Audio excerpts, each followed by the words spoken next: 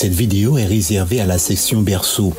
Son caractère répétitif a une visée pédagogique pour leur éveil spirituel. Merci de les accompagner. Bonjour amis de la Bible, c'est Tonton Jim et aujourd'hui j'ai une histoire très spéciale pour vous. Elle s'intitule Daniel et les lions. Et notre verset à mémoriser est tiré de Daniel 6, verset 10. Daniel, 3 fois par jour, se mettait à genoux et priait. Regarde, c'est Daniel. C'est un homme très courageux. Il n'a peur de rien. C'est l'ami de Dieu. Mais c'est aussi l'ami du roi Darius. Regarde. Voici la maison de Daniel. As-tu remarqué sa fenêtre? C'est là que Daniel prie 3 fois par jour. Daniel est un homme courageux. Chaque matin, Daniel parle à Dieu. Il lui dit, « Seigneur, je t'aime. Tu es si bon envers moi. » Mais Daniel est en danger. Des hommes méchants veulent lui faire du mal. C'étaient les conseillers du roi. Ils dirent entre eux, demandons au roi de créer une loi qui interdit toute personne de prier un autre Dieu que le roi. Et si elle n'obéit pas, elle sera jetée dans la fosse aux lions. Alors ils allèrent voir le roi et lui dirent, « Ô roi, fais une loi qui interdit toute personne de prier un autre Dieu que toi. Et si elle n'obéit pas, elle sera jetée dans la fosse aux lions. » Le roi était content. « Cela me plaît énormément, dit le roi. Écrivez la loi, et je la signerai. » Mais Daniel était un homme courageux. Le matin, Daniel s'agenouille à sa fenêtre pour parler à Dieu. À midi aussi, Daniel prie. Le soir, Daniel, une fois de plus, prie à sa fenêtre. Daniel n'a pas peur de prier. Il prie 1, 2, 3 fois par jour. Cela ne plaisait pas aux conseillers du roi. « Allons le dire au roi, dirent-ils. Il sera bien obligé de jeter Daniel dans la fosse aux lions. » Ils allèrent voir le roi et lui dirent, « Daniel prie 3 fois par jour un autre Dieu que toi. Tu dois maintenant le jeter dans la fosse aux lions. » « Mais Daniel, c'est mon ami, dit le roi. Je ne veux pas lui faire du mal. Mais je dois obéir à la loi, n'est-ce pas? Certainement, son Dieu le protégera. » Alors les méchants hommes prennent Daniel et le jetèrent violemment dans la fosse aux lions. Les lions ont faim. Ils rugissent. Daniel n'a pas peur. Son ange gardien est là. L'ange ferme la gueule des lions et Daniel peut tranquillement s'endormir jusqu'au matin. « Debout, Daniel, c'est l'heure de prier, dit l'ange. Daniel prie Dieu. « Tendre Père, merci d'avoir envoyé ton ange. Merci d'avoir pris soin de moi. Je t'aime, Seigneur. Amen. » Alors le bon roi qui n'avait pas dormi de la nuit alla tôt le matin à la fosse aux lions pour voir si Daniel était toujours bien. « Daniel, ton Dieu t'a-t-il protégé? Les lions t'ont-ils fait du mal? »« Bien sûr que non, ô mon roi, dit Daniel. Mon Dieu a envoyé un ange pour fermer la gueule des lions.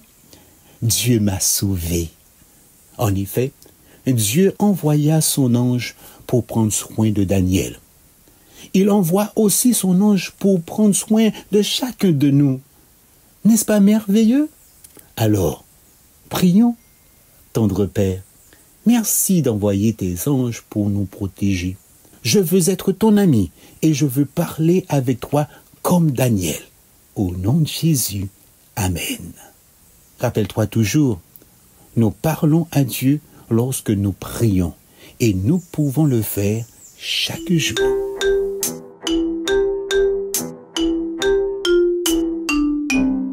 Cette vidéo est réservée à la section berceau. Son caractère répétitif a une visée pédagogique pour leur éveil spirituel. Merci de les accompagner. Bonjour les enfants, ici c'est Lorena et je viens vous raconter une très belle histoire qui s'appelle « Un manteau spécial ». Notre verset mémorisé dit comme ça: « Votre Père qui est aux cieux donnera de bonnes choses à ceux qui les lui demandent. » Et il se trouve dans Matthieu 7, 11. Aujourd'hui, nous nous rappelons que Dieu nous fait des bons cadeaux parce qu'il nous aime. Pense à un cadeau préféré que maman ou papa t'a offert. Le papa de Joseph lui fit un jour un bon cadeau, et Dieu aussi. Joseph enfonça sa tête dans l'eau, puis la sortit en riant. L'eau fraîche était si agréable. C'était un dur travail que de s'occuper des moutons toute la journée. Joseph secouait la tête. Des petites gouttes d'eau volaient dans tous les sens. « Hé, fais attention à ce que tu fais !» cria Ruben, son frère. « Est-ce Joseph ?» appela son père. « Où est-il, mon fils Joseph ?» Jacob avait plusieurs fils, mais c'était Joseph qu'il aimait le plus. Papa Jacob était vieux maintenant, et son jeune fils lui procurait beaucoup de bonheur. Joseph était différent de ses 10 autres frères. Ces derniers se quereillaient et causaient parfois des soucis à leur père.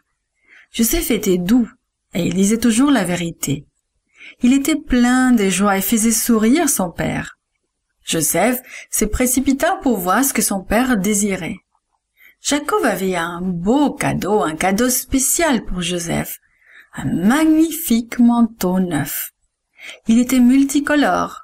C'était le genre de manteau que des personnes de distinction portaient. Joseph l'enfila. Il caressa le doux tissu. « Merci, papa » murmura-t-il. Il aimait spécialement les couleurs vives. Les grands frères de Joseph froncèrent les sourcils. Pourquoi était-il si spécial?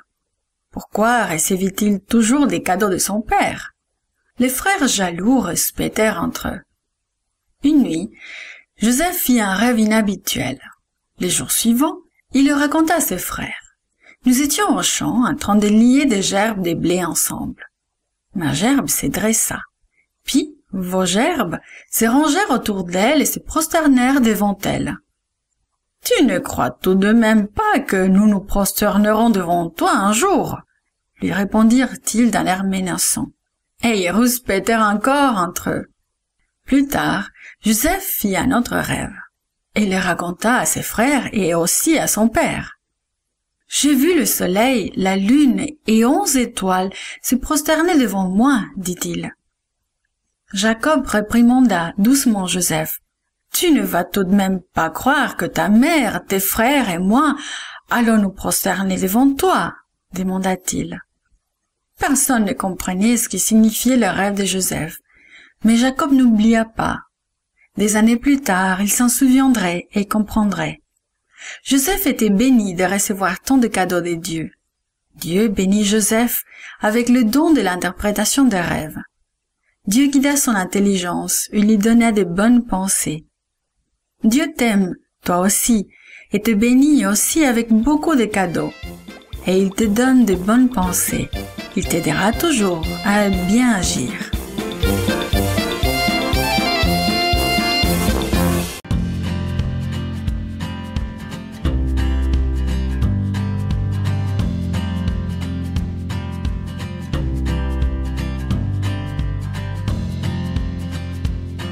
Bonjour, c'est Virginie. La leçon d'aujourd'hui a pour titre « Amour fraternel ». Le verset à mémoriser se trouve dans Matthieu 5, verset 9. « Heureux ceux qui procurent la paix, car ils seront appelés fils de Dieu. » Jerry était en colère. Son frère Jimmy avait reçu une nouvelle bicyclette et lui, il devait se contenter de la vieille bicyclette de son aîné. Jerry était jaloux. Lui aussi voulait une nouvelle bicyclette. Aussi un jour, Jerry prit la bicyclette neuve de Jimmy et alla faire une longue promenade sans sa permission. La Bible parle de 2 frères. L'aîné était jaloux du cadet. Et une chose terrible arriva. Après leur départ du jardin d'Éden, Adam et Ève eurent 2 fils, Caïn et Abel. Caïn devint fermier et Abel berger. Chaque jour, Caïn cultivait ses champs alors qu'Abel faisait brouter ses brebis. Abel aimait Dieu. Il voulait faire ce que Dieu demandait. Il aimait apporter des cadeaux à Dieu et l'adorer. Caïn était différent de son frère. Il rouspétait et se plaignait. Il voulait faire les choses à sa façon. Il ne voulait pas penser à ce qui était arrivé à ses parents. Tu t'en souviens, n'est-ce pas? Dieu avait dit à Adam et Ève qu'ils pouvaient manger de tous les fruits des arbres du jardin sauf d'un seul. S'ils mangeaient des fruits de cet arbre, ils mourraient. Mais Adam et Ève écoutèrent Satan et mangèrent du fruit de l'arbre défendu. Ils ne moururent pas immédiatement, mais ils durent quitter le jardin d'Éden. Dieu leur parla de son plan d'envoyer son Fils mourir pour eux. Mais il devait se passer du temps avant que Jésus ne vienne sur la terre. Dieu trouva donc un moyen de montrer à Adam et Ève ce qu'était la mort. Après qu'Adam et Ève eurent péché, les fleurs commencèrent à mourir et les feuilles à tomber des arbres. Puis Dieu tua un animal pour leur faire des vêtements. La mort devint une réalité pour eux. Ensuite, Dieu montra à Adam comment fabriquer un autel de pierre et comment placer un agneau sans défaut de son troupeau sur l'autel. Adam devait tuer l'agneau et l'offrir en sacrifice. Sacrifier un animal était la façon par laquelle Adam et Ève pouvaient dire qu'ils regrettaient d'avoir péché.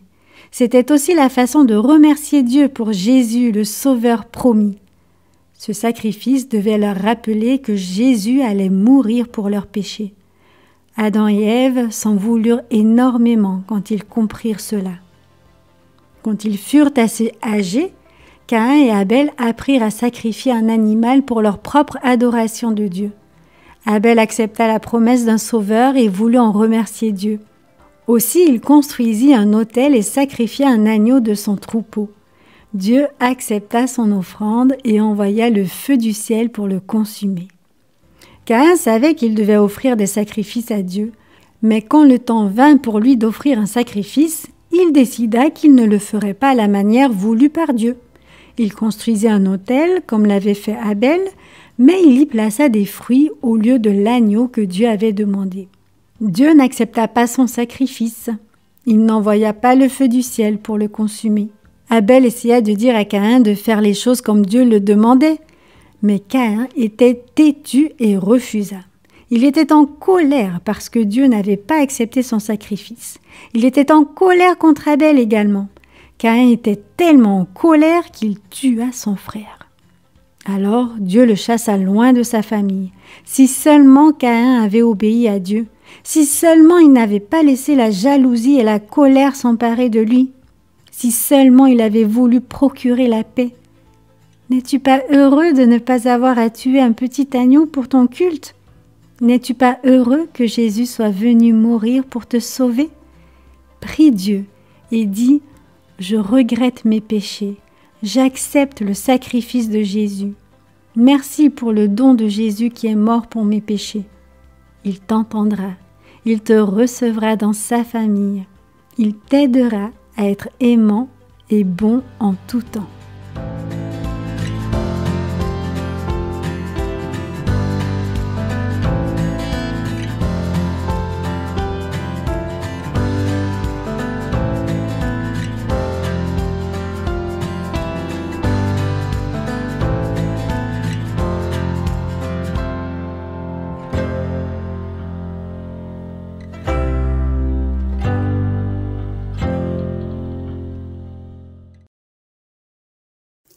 Salut, préado! Nous voici pour une nouvelle mise au point avec la parole de Dieu. Imagine que tu as été arraché à tes amis et à ta famille et que tu te retrouves tout seul sur une petite île rocailleuse perdue au milieu de nulle part. Comment te sentirais-tu? Telle était la situation de Jean. Pourtant, Dieu s'en est servi pour lui transmettre un message merveilleux pour toi et moi. Un homme aux cheveux blancs, le dernier disciple de Jésus de Nazareth, se tient devant le tribunal présidé par l'empereur Domitien. Un témoin, payé pour porter un faux témoignage, décrit les enseignements de Jean. Ses ennemis s'attendent à ce que l'empereur le condamne à mort. Silencieusement, Jean écoute tandis que les témoins déforment les vérités de l'évangile de Jésus. Tout à coup, Jean se perd dans ses pensées. Il n'entend plus les paroles haineuses. Il se rappelle un événement vieux de 50 ans, lors duquel Jésus se tenait devant un tribunal semblable. Jean a vu Caïphe, le grand prêtre, condamner Jésus à mort. Il avait entendu témoin après témoin mentir au sujet de son maître. Un frisson le ramène à la réalité. Il voit le visage fermé de Domitien. Il entend les accusations de ses ennemis. Intérieurement, Jean se dit « Je suis indigne de partager l'expérience de Jésus ». Il se rappelle comment Jésus s'est tenu calmement devant ses accusateurs. Ce souvenir l'aide à ne pas trembler. Dans son cœur, il loue Dieu pour la force que Jésus lui donne. Les chefs juifs ont suivi Jean à Rome. Ils continuent à s'acharner sur les chrétiens.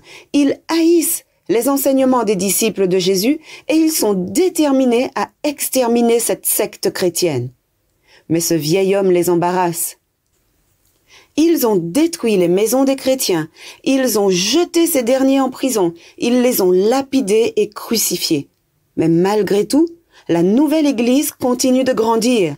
Les dirigeants juifs savent que la sagesse et l'appui que Jean leur apporte ont fortifié les chrétiens. Ils veulent éliminer cette secte une fois pour toutes. Jean avance. Ses épaules sont courbées par l'âge, mais sa tête, aux cheveux blancs, se dresse fièrement, tandis qu'il prend la parole.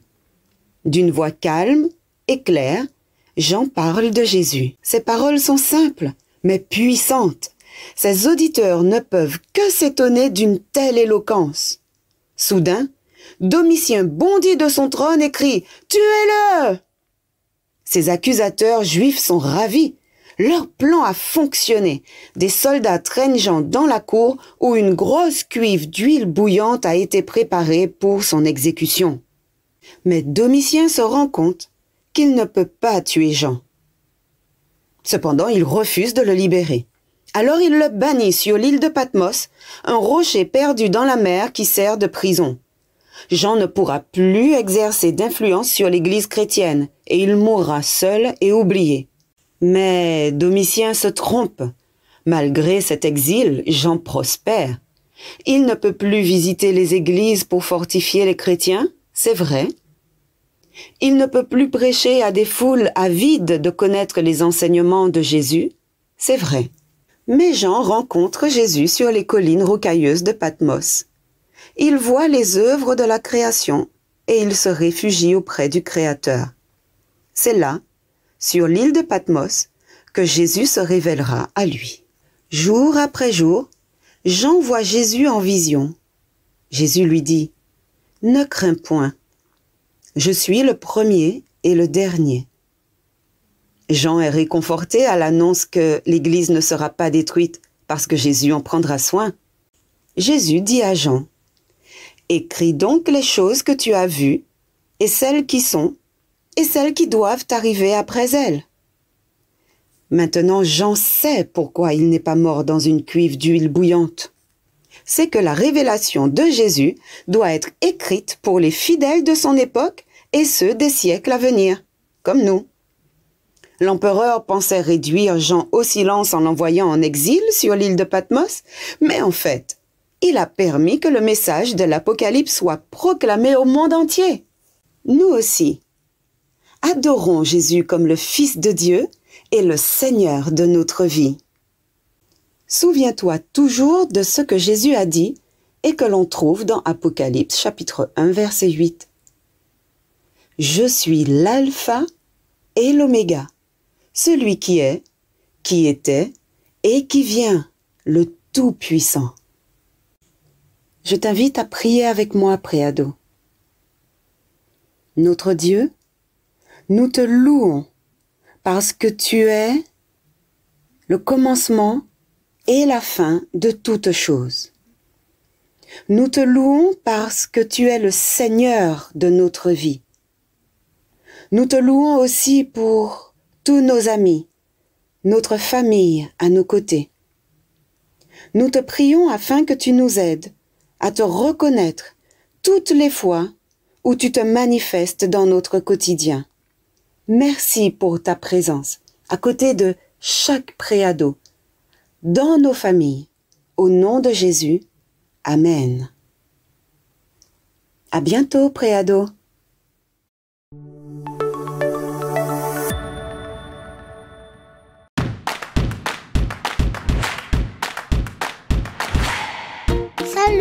amis. Si vous aimez nos vidéos, abonnez-vous et n'oubliez pas le petit pouce bleu.